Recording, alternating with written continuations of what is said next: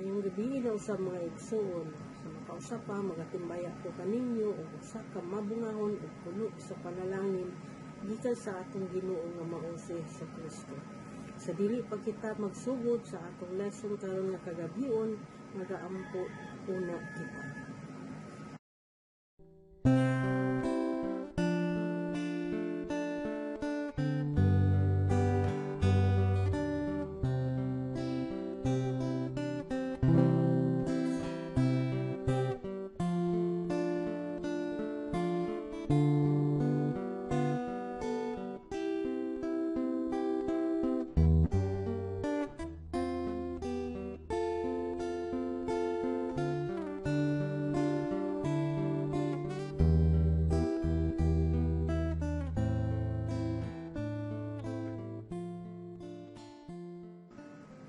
Sumala sa akong sulti sa unang pagtuon nato last week, ang atong pagatukion ang birth, crucifixion o resurrection ni Jesus Christ nga gisulti ng daan diha sa karaang tugon o Old Testament.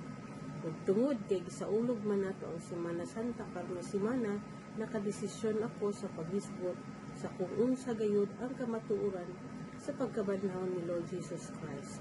Atong nakbitan ang birth, Isaiah chapter 9 verse 6 to 7, crucifixion, Daniel chapter 9 verse 24 paingon sa 26, and resurrection, Zechariah chapter 13 verse 6. Mao kini ang tibuok nga mga basahon sa Old Testament diin gipasabot na kanato nga naa na si Jesus Christ dito, ang iyang resurrection mabasa nato sa Zechariah. Sumala usab sa libro nga gisulat ni Apostol Matthew, nagsulti si Ginoong Kristo unsa ang sign o kanus-a siya pagabudhian apan sa makuti nga pagtuki sa kapanahonan o sa kung unsang katuigan ang crucifixion ni Ginoong Hesus, aduna kitay separate nga pagtuon ni ana. Sumala sa libro nga gisulat ni Propeta Daniel chapter 9 verse 24 paingon sa 26, tungod kay lawom kaayo kini nga pagtuon, so atong tun-an ang pagsaulog sa Semana Santa karon kung nahiayon ba sa gisulti sa atong Ginoong Jesucristo o nag-awat-awat lamang kita kung unsay naandan sa kalibutan o gitudlo sa sayop nga mga pagtulunan. So atong hibalaan sa unang pagtuon nga tituluhan nato og God's Covenant nga gikuha sa Ginoo ang iyang katawhan uban sa kalibuan nga mga hintil ug gipalatas sila sa Red Sea. Apan sa wala pa mahitabo ang paglatas ngadto sa Red Sea, nagmagahi ang Pharaoh sa pag-release sa katawhan sa Ginoo hangtod nga ang ultimate nga pagpakita sa Ginoo sa iyang gahom ngadto sa Pharaoh mao ang gitawag nga the Lord's Passover o ang paglabay sa atong Ginoong Amahan diin gimanduan ang iyang mga katawhan sa pagbutang og dugo sa karnero ngadto sa ibabaw nga bahin sa ilang mga bertahan aron ini kakita niya niini sa iyang pag-agi ang maong panimalay maluwas gikan sa pagpahamtang sa silot ngadto sa Ehipto. Atong masahon ang Exodus 12 verse 5 paingon sa 6, mao kini siya ang mga lagda nga gimando sa Ginoo sa pagpreparar sa pag-ihaw ngadto sa karnero. So, your lamb shall be without blemish, a male of the first year. You shall take it out from the sheep or from the goats, and you shall keep it up until the 14th day of the same month, and the whole assembly of the congregation shall kill it in the evening. Detalyado kaayo kini siya nga pagka-instruction. Verse 7, and they shall take off the blood and strike it on the two side posts and on the upper doorpost of the houses wherein they shall eat it. So klaro kaayo nga ang paghatag sa Ginoo sa instruction no nga magkuha gayud sila og karnero o kung wala man ana available pwede ang kanding. So ila kining timanon gikan sa pagkuha nila sa ika-10 ka adlaw until the 14th day of the same month. So atong hisayra no nga ang ika-14 nga adlaw or 14th day usa ka Sabbath day. Gani sa bersikulo 3 nagmando ang Ginoo sa ika-10 ka adlaw magbaton sila og karnero ug hangtod sa ika-14 mao siguro kini ang tawag nga paglaming, dili pa kanunang mananap aron mga gawas o mga hugaw gikan sa lawas. Ito ako mama o papa sa unang panahon sa dili pa ihawon ng manok, lamingon sa pila ka adlaw aron limpyo na kini sa adlaw sa pag-ihaw. So klaro kaayo no, magbaton sila og karnero hangtod sa ika-14 ka adlaw nga mao ang Sabbath day o sa pagkagabi niya na ilan ng pag-aihawon. Ang dugo ipinta ngadto sa mga pertahan. Exodus 12 verse 11 to 12, and thus shall you eat it, with your loins girded, your shoes on your feet, and your staff in your hand, and you shall eat it in haste. It is the Lord's Passover. For I will pass through the land of Egypt this night, and will smite all the firstborn in the land of Egypt, both man and beast. And against all the gods of Egypt I will execute judgment. I am the Lord. Tinuod man sukad sa akong pagkahimatun ug buot hantod karong ginasaulog man gayud kini Semana Santa. Ang pangutana, nakasubay ba sa lagda sa Ginoo kini pagsaulog sa Semana Santa? Exodus chapter 12 verse 17 to 19, and you shall observe the feast of unleavened bread, for in this selfsame day have I brought your armies out of the land of Egypt. Therefore shall you observe this day in your generations by an ordinance forever. So verse 18, in the first month, on the 14th day of the month at even, but pasabot sa even, kanang kilom-kilom na ilog gabi o ilog sa kahaponon o sa gabi. You shall eat unleavened bread until the 21st day of the month at even. Verse 19, 7 days shall there be no leaven found in your houses. For whosoever eateth that which is leavened, even that soul shall be cut off from the congregation of Israel, whether he be a stranger or born in the land. Kining pagsaulog sa Feast of the Unleavened Bread, sulod lamang sa pito ka adlaw, magsugod sa Sabbath day ug mahuman sa Sabbath day.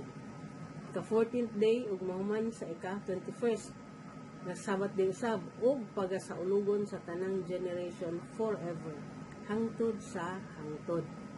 Now, atong ginasaulo ang Semana Santa base sa atong nasayran na kini mao ang kamatayon sa atong Ginoong Hesukristo. Gani ni adtong unang panahon kato akong mama maingon dito ko labi na sa Biyernes Santo na nga dili maglinangas kay namatay ang atong Ginoo. Dili pwede magtrabaho o magkos og kasaba. Kinahanglan hinay ug malumanay ang pag-istorya. Dili dapat masuko kay tingpugong. Gininaandan sa ana tingpugong gyud. Og labi pa sa tanan dili mukaon og karning baboy. Pero kato akong papa tungod sa tagdugay man makauli gikan sa iyang assignment sa pagkasundalo, na timingan nga nakauli siya sa balay panahon sa Semana Santa ug nagdala sa 2 ka kilo nga soriso. Ingon dayon ko, "Lah, si Papa nagdala man sa soriso, dili man na pwede ka mukaon ka sa Semana Santa man karon." Ibitay na lang sa akong mama ang soriso. Ang ako sa isa ka maguwa nga laki, gahilokino ka di ay siya og kuha sa soriso og iya kining giprito. Pero sumala sa akong mama ni adtong nangutana ko niya, ingon siya, Sabado pwede na maglihok-lihok or maghimo sa ginagmay na nga trabaho. Pero sa akong bata nga panuligon, wala pagayod ako nakasabot unsa gayud ang Semana Santa. Ang pangutana sa akong nauna, kada tuig di mamatay ang Ginoo, mao kini ang resulta sa wala matudloan og insakto. Kung sa gibuhat sa uban, mausab ang pagabuhaton. Mga igsoon, Tungod kay ang katawan sa Ginoo mipili man sa pagbiya ug nagpakasala kaniya ug wala mituman sa iyang kamanduan, nasubo pag-ayo ang atong Ginoo. Tungod niya na iyang gipanish ang iyang katawan ug nagkatibulaag kini sila tungod sa pagsupak nila sa balaod aron mamatarong o law of righteousness. Apan tungod kay ang atong Ginoo nahigugma man sa iyang katawhan, iyang ipadala ang iyang bugtong anak na si Hesukristo aron sa paglukat sa iyang katawhan ug tungod sa iyang dakong hugma sa kalibutan ug kung kinsa katumuto kaniya makabaton sa kinabuhin dayon. John 3:16. Wala gayoy nahibalo kalus-an na tawo ang atong Ginoong Hesukristo. Halos tubo kalibutan ang nasayran December 25 ang iyang birthday. Tinuod ba kaha?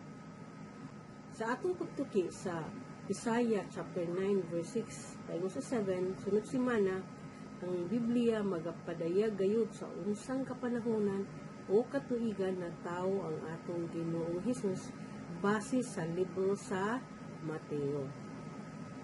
Mga higala o kaigsuonan ko diha kang Kristo, palihog basa sa inyong Biblia sa Isaiah chapter 9 verse 6 paingon sa 7. For unto us a child is born, unto us a son is given, and the government shall be upon his shoulder. And his name shall be called Wonderful, Counselor, the Mighty God, the Everlasting Father, the Prince of Peace.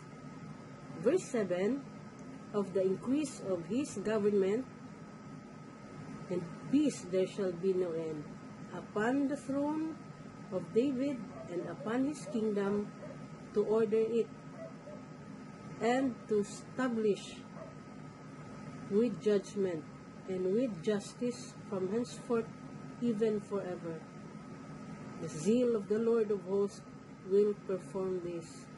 Take note mga higala, a child is born. Present tense na siya. Ipadayag sa Old Testament ang kapanganakan ni Jesus Christ, so walay mulalis ni ini. Kanyang pagkatao dito sa Bethlehem na isulat na diha sa libro sa Isaiah.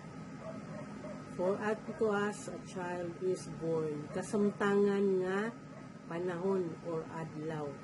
Ang crucifixion kanus ba kaha? Ang tao kung imo una-unaon, kung dunay tigmo-tigmo, kung dili niya matag-an ang tigmo, mangayo siya og clue or sign aron matag-anan niya ang tubag. So mausab ang mga manunulat o mga parisiyo, nangayo sila og sinyales may tuod kang Jesus Christ. Atong basahon ang Mateo chapter 12 verse 38 paingon sa 40. Mao kini siya ang sign o sinyales. Base sa Mateo chapter 12 verse 38 to 40, then certain of the scribes and of the Pharisees answered, saying, Master, we would see a sign from thee. But he answered and said unto them, An evil and adulterous generation seeketh after a sign, and there shall be no sign be given to it, but the sign of the prophet Jonah. For as long as Jonas was 3 days and 3 nights in the whale's belly, so shall the Son of Man be 3 days and 3 nights in the heart of the earth. Walay laing gihatag ang Ginoong Hesus gawas sa sign ni Jonah. Din 3 days and 3 nights siya tuwa dito sa sulod sa tiyan sa dakong isda. Nahitabo kini kang Jonah tuod lamang kay wala siya mipatuo sa Ginoo sa dihang gimanduan siya sa pag-adto sa Nineveh aron sangyawan ng mga tao didto apan misupak si Jonah. Atong tanawon sa Exodus kato mention ganiya chapter 12 verse 17 pa sa 19, you shall observe the feast of the unleavened bread. For in this selfsame day have I brought your armies out of the land of Egypt. Therefore, shall you observe this day in your generations by an ordinance forever. Tungod kay mauman kini ang ordinansa sa Ginoo mahitungod sa pag-observe sa Feast of Unleavened Bread, diin diha na sinati sa iyang mga katawan ang Lord's Passover, si Ginoong Hesukristo isip nagpakatao bisan Ginoo siya, iya kining gituman nga mga ordinansa nga gihatag sa Ginoong Amahan.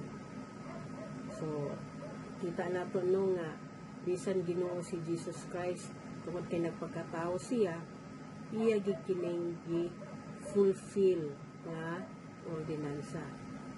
So kanusa ka ang adlaw nga pagabudian si Hesukristo? Matthew chapter 26 verse 1 paingon sa 2.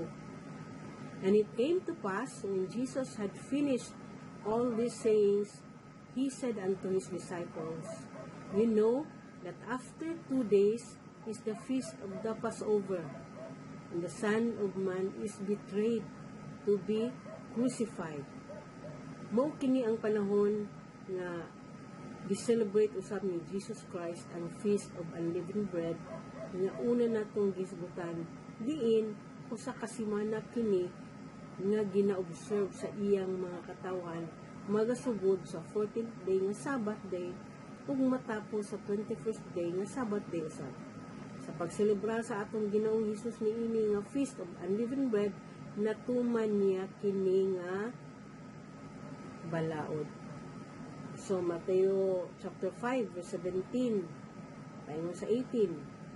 Ay ingon diri, think not that I am come to destroy the law or the prophets. I am not come to destroy, but to fulfill. For verily I say unto you, till heaven and earth, one jot or one title shall in no wise pass from the law, till all be fulfilled. Ang unleaven usa kini kapan nga walay igpapatubo, nagrepresentar kini sa pagkinabuhi nga matarong o righteousness nga mapahiugsanon sumala sa unsay mga mando sa Ginoo, which is opposite ang leaven, upan nga gisagulan og igpapatubo. Kanang maghimo ang usa ka baker sa pansal, sa dili pa niya isulod sa pugon o oven, inikaman niya og butang sa yeast o masahon iya kining isulod sa bowl o sudlanan. Tambunan dayon niya kini og ilain aron motubo kini. Ang ipapatubo o yeast nagsimbolo kini sa garbo sa tao. Magkinabuhi kini siya diha sa kasalanan. So kuwahi sa kamanduan sa Ginoo, busa ang sala nakapahimulag sa tao diha sa presensya sa Ginoo. Ang pagselebrar niini kada tuig naga-remind sa mga katawan sa Ginoo nga magkinabuhi nga matarong ubos sa lamdag sa Ginoo. Apan napakyas sila ug nagpakasala. Sa dihang si Ginoong Hesus nagselebrar niini, gi-fulfill niya ang balaod sa pagkamatarong o law of righteousness nga gimando sa Ginoo tungod kay wala man siya isala o gitapos na niya kini niya didto sa cross kay sira ang bugtong nakatuman niini. Romans chapter 10 verse 4, For Christ is the end of the law for righteousness to everyone that believeth. Dili buot kay gitapos na ni Kristo Jesus ang balaod sa pagkamatarong, libre na ang tao sa pagkinabuhi sa sala. Tungod kay perfect man si Jesus Christ, ang tanan motuokan niya angay mosunod sa katarong ni Jesus Christ. Gituman ba ni Kristo ang kabubuton sa Amahan? Gituman gayud igsuon. Unya ngano lalison man nimo ang pag-obserbar sa Sabat? Maingon kadayon gituman naman ni Kristo. Si Jesucristo ra di ay imong gusto mo tuman, unya ikaw dito sa pikas tampi. Hanugon ang imong pagtuig suon, tama na sa baba. Lip service lamang di ay. Mga igsuon ang pagkinabuhi ni Kristo dinhi sa kalibutan nakapahimuot sa Dios Amahan. Ug busa ang atong pagkinabuhi magpagkahimuot usab sa Ginoo. Ang kamatayon ni Jesus Christ nga maoy nitapo sa pagtuman sa balaod aron ang tawo mamatarong sa dihang misulti siya didto sa cross nga it is finished, nahuman o natapos na ang iyang katuyuan sa paglukat sa pagluwas sa iyang katawhan, o pag-ula sa iyang dugo na himong sakripisyo aron sa tanang mutukan niya maluwas gayon ug makabaton sa kinabuhing walay katapusan. Okay, bugat kaayo mga igsoon, bugat di kaayo ni siya. Palandong mo tungod kay sukuhi man ang ginatamod sa kasagaran. So kanus aba ang adlaw sa pagkabanhaw ni Kristo? Base sa Mateo 26 verse 2, nagpahibalo ang Ginoong Hesukristo sa iyang mga apostles nga pagaluidan siya. Nag-ingon siya, 2 days after is the feast of the Passover. So kung ang feast of the unleavened bread magsugod sa Sabbath day, ang unang adlaw mao ang Domingo o first day of the week, ang second day mao ang Monday, ang sunod ni ana mao ang Martes. Dayon ni ana nga takna sa gabi mao ang pagbudhi kang Jesus Christ. Ngano sa ingon ani man nga adlaw o takna ang pagbudhi kaniya? Atong basahon ang rason diha sa Mateo 26 verse 3 paingon sa 5. Then assembled together the chief priests and the scribes and the elders of the people unto the palace of the high priest, who was called Caiaphas, and consulted that they might take Jesus by subtlety and kill him. But they said, not on the feast day, lest there will be an uproar among the people. Maong sa gabi na siya gidako tungod kay nabalaka ang mga kadaguan, mga elders o mga chief priest, basin magkaguliyang tungod kay pista man anang tungura. So basin ninon magkagubot ang mga tao. Ang sunod nga panghitabo, human gidakop si Jesus Christ, maun na katong pagdala kaniya kang Caiaphas og sa gobernador nga si Poncio Pilato sa misunod nga adlaw nga Miyerkules sa atong pinulungan. Nang hugas sa iyang kamot o gitugyan niya kini sa mga tao nga nag-ingon ilansang sa cross.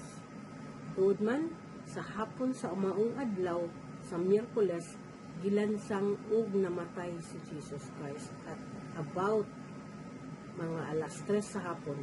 Ug human ni adtong midalugdog ug kilat ang tibuok palibot, timaan sa katumanan sa paglukat sa iyang katawan gikan sa kaulipnan sa sala. Ang pangutana, kanus aman gyud mi resurrect si Jesus Christ? Domingo ba nga gitawag sa uban nga Domingo Lauya? Kay makakaon na sila og karne ug mga ligo na dahil sa dagat o Sabbath day. Dinhi ba nga adlaw misurek ang Ginoo sa Sabbath day o iyang adlaw? Base sa Mateo kapitulo 12 bersikulo 40, for as Jonas was 3 days and 3 nights in the whale's belly, so shall the Son of Man be 3 days and 3 nights in the heart of the earth. Kinahanglan kini og gamay nga mathematical computation kay naa may number of days. So gikan sa alas 3 sa hapon sa Wednesday magsunod ang first night. Sa Thursday, first day ug second night. Sa Friday nga gitawag sa kadaghanan nga Biyernes Santo nga mao kini kuno ang adlaw sa kamatayon ni Jesus Christ, mao ang ikaduhang adlaw ug ikatulong gabi. So sa sunod nga adlaw nga mao ang Sabbath day, mao ang ikatulong nga adlaw na kumpleto na ang 3 days and 3 nights. Matthew chapter 28 verse 1 paingon sa 2. In the end of the Sabbath, as it began to dawn towards the first day of the week, came Mary Magdalene and the other Mary to see the sepulchre. Angay natong may baluan nga ang dawn nga gisgutan dili kini kaadlawon nga maoy gituuhan sa uban kasimbahanan. Ug maghimo na dayon og sunrise worship kay ni-resurrect na kuno si Jesus Christ sa Domingo. Sayop kana mga igsoon. Ang pagtamod sa adlaw sa mga Diyo magasugod ka na sa dusk o kanang kilom-kilom na sa hapon, mao ka na ang pagsugod sa sunod nga adlaw. Mao ni as it began to dawn toward the first day of the week.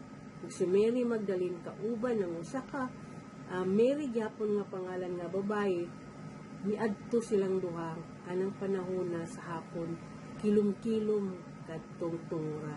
Ngano ka? Tungod kay nasayod na sila sa sinyales o sign nga gihatag mismo ni Ginoong Hesus, sama sa sign ni Jonah nga 3 days and 3 nights. Atong basahon ang Matthew chapter 28 verse 2 paingon sa 6. And behold, there was a great earthquake, for the angel of the Lord descended from heaven, and it came and rolled back the stone from the door, and sat upon it. His countenance was like lightning, and his raiment was white as snow. And for fear of him the keepers did shake, and became as dead men. And the angel answered and said unto the women, Fear not ye, for I know that ye seek Jesus, which was crucified. He is not here, for he is risen, as he said. Come, see the place where the Lord lay. He is not here, for he is risen. Buot pasabot sa pag-adto ni Mary Magdalene o atong usa ka Mary sa sepulchre o dito sa lubnganan sa kilom-kilom nga hapon sa Sabbath day, nahitabo na ang pag-resurrect ni Jesus Christ sa samang oras diin siya namatay sa cross sa alas 3 sa hapon. The resurrection already occurred, and that completes the 3 days and 3 nights nga sign nga gihatag sa Ginoo. Dili mahitabo nga Domingo o Sunday tungod kay gawas na siya sa 7 days observance of the Feast of the Unleavened Bread, which starts from Sabbath day and ends also on a Sabbath day. Mao kini ang kamatuoran mga igsoon. Sa sayop ang gituuhan sa kadaghanan nga Domingo ang pagkabanhaw ni Jesus Christ. Ang resurrection ni Jesus Christ anaa usab ng daan sa Old Testament. Atong basahon ang Zechariah chapter 13 verse 6. And one day shall say unto him, What are these wounds in thine hands? Then he shall answer, Those with which I was wounded in the house of my friends. So kang kinsa man katong kamot nga nasamad hinagian sa paglansang kaniya sa cross, may lain si Jesus Christ naman. Mo sa mga igsoon ko diha kang Kristo, ang Old Testament gilangkuban ang tanang panghitabo apil ang resurrection ni Jesus Christ. Kansang makankamot mitaop ang dagkong mga lansang nga maoy mipugong samtang nagbitay siya sa cross. Kung atong tanawon ang pagkasulat sa libro sa Zechariah, anaa na kini sa katapusang bahin sa Old Testament. Ikaduha gikan sa katapusan nga libro nga mao ang Malakay. Buot pasabot, human sa resurrection ni Jesus Christ, ang iyang mga apostles na nagpanulti sa balaang pulong sa Ginoo didto na sa New Testament, tungod kay sila man ang kauban og mga saksi sa kinabuhi og ministry ni Jesus Christ. Gipangunahan ang New Testament sa pagsaysay ni Mateo ug naghisgot siya sa kapanahunan sa pagkatao ni Jesus Christ ug unsaon pagkabuot sa mga dugay na nga katuigan diha sa Old Testament aron masabtan nato ang kapanahunan ilabi na sa katapusang mga adlaw o pagbalik ni Ginoong Hesukristo. Ingon ang Ginoo sa Isaiah chapter 42 verse 8. I am the Lord, that is my name, and my glory will I not give to another, neither my praise to graven images. Nasayod kita mga igsoon nga gipasahi sa Ginoong adlaw nga Sabbath day, tungod kay kini ang iyang adlaw ug dili siya gusto nga naay ka share sa pag-glorify sa iyang ngalan. Sakit man ang kamatuoran, pero ang adlang Domingo gi-institute lamang kini sa tao ug daghan kaayo nag-worship sa mga Diyos-Diyos nga gikasilagan sa Ginoo. Ang mga satanista ga-worship gyapon sila sa adlawng Domingo. Ang uban nagkalain-lain nga mga kulto nag-worship gyapon ni aning mga ganing Domingo nga adlaw. Kunya ato lugar simbahan ng Ginoo back to back sa mga wala magtuo kang Ginoong Hesus. Sama sa mga nagsimba o imahe o mga Dios-Dios. Ang Ginoo mismo nagtingon nga dili niya i-share ang iyang glory sa uban. Masuko man kamo nga nakabatian ni nga lesson apan mo kini ang kamatuoran. Pagkasakit gayon kay sa dugay panahon nagtuo ang kadaghanan sa sayop. Sa panapos ako i-share ang atong basa may ito sa ka-documentary nga gituluhan kini Secret Files of the Inquisition. Diin sa panahon sa mga Spanish friars o mga pari sa Spain. Napamatud-an kini bisan diri sa atong St. Augustine Cathedral, adunay istorya sa atong syudad sa unang panahon nga aduno kunoy pari nga gitulon sa dakong isda. Ug ang kagayan kuno nagluntod sa dakong isda, nga kung mulihok kuno kini ang syudad sa Cagayan de Oro, mulihok usab apan mga igsuon. Sa unang panahon nga nagkatibulaag ang kaliwatan ni Israel, ilabi na sa tribo ni Juda. Daghan nga mga Jewish nga mga batanon o bata pagayod kaayo, mga pangisip, mga 9 years old. Kuan kini sila, gipapuyo kini sila, ug nidako sa mga kumbento sa mga pari, ug gipaeskwela sila isip mga pari. Kadto kini nagasimba sa mga rebulto.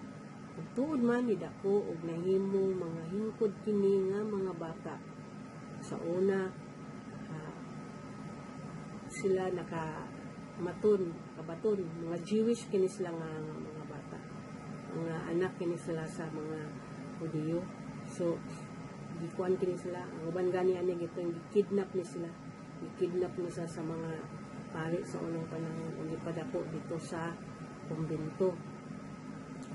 So bisan tuod og bata pa sila apan nasayod sila nga kana bang ang ilang pagtuo lahi gayod sa ilang nadakan na sa pagkakuha na kanila og nagpuyo na sila dito. Musa ang uban nga mga pari nga adunay Jewish blood, agig sentimento tungod kay sa sinugdanan ng ilang gituuhan, mao manggayod ang pagtuo kang Jesus Christ nga resurrect sa Sabbath day, ila na lang gipakulit ang dako ng isda nga mitukob sa tao aron bisan na lang ni ana ang ilang paghandom sa tinuoray nga Dios nga si Jesucristo makita sa mga tao. Nakita ko kini nga imahe no sa kaniadtong late 70s, high school pa ko. Panula na kini gipakita publicly tungod kay contradict mo gud ni siya sa unsay gipatuo sa mga kadaghanan nga si Jesus Christ namatay kuno sa Biyernes Santo. So dili gayud kini motindog. Kini lang gipanuti, dili kini makatindog sa gisulti ni Jesus Christ mahitungod sa sign na iyang giingon. Dili lang diri sa atong capital kini. Makita usab kini sa kini nga imahe katong sign ni Jonah nga nagtukob sa tao. Makita usab kini sa ubang karaan na kaayo nga mga katedral. Bisan sa lubnganan na nadiskubre sa usa ka Jewish archaeologist na usa ka lubnganan di nakapulit usab ang imahe nga katong sign ni Jonah.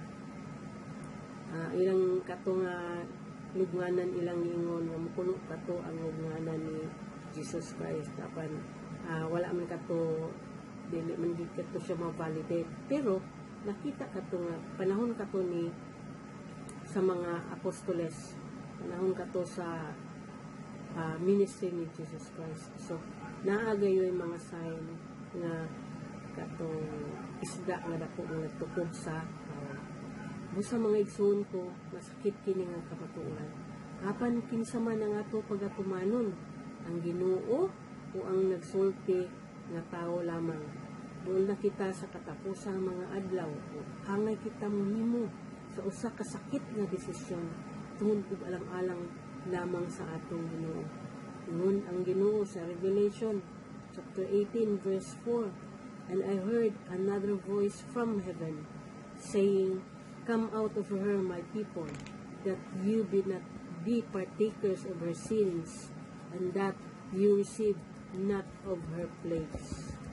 So, pahimagno ka na sa Ginoo nga muhawa kita ni ana nga mga pagtuo. Muhawa kita kay katawan kita sa Ginoo. Aron dili kita makapartake sa unsa man nga ipahamtang sa Ginoo kanila nga mga plagues. So, sa sunod na usab natong panagkita, ako timbaya og maayong gabi hangtod sa pagtuki nato sa crucifixion nga detalyado kaayo. So, wala man nato dinig ikuti kaayo ang crucifixion because kabalo man kita apan importante kaayo kini ang libro sa Daniel tungod kay daghan wala ni kahibalo niini. Tungod kay kung may balaan nato kining Daniel chapter 9 verse 24 tayo sa 26 makaingon dahil nga doon naman dahil kaayo kita sa pagbalik sa Ginoo. Busa mo kini siya ang gusto sa Ginoo nga ma-aware kita, dili kita kay magdanga-danga lang kuwat lang tag mga tao mga wala, dili ang Ginoo pahimagno gayud na usa naa diya sa Daniel ang ato pagatukion next week. Kini daghan siguro maglingo-lingo pero naman yun mga sa mga bersikulo busa. Lastly, maayong gabi sa tanan mga igsoon ko, and God bless us all.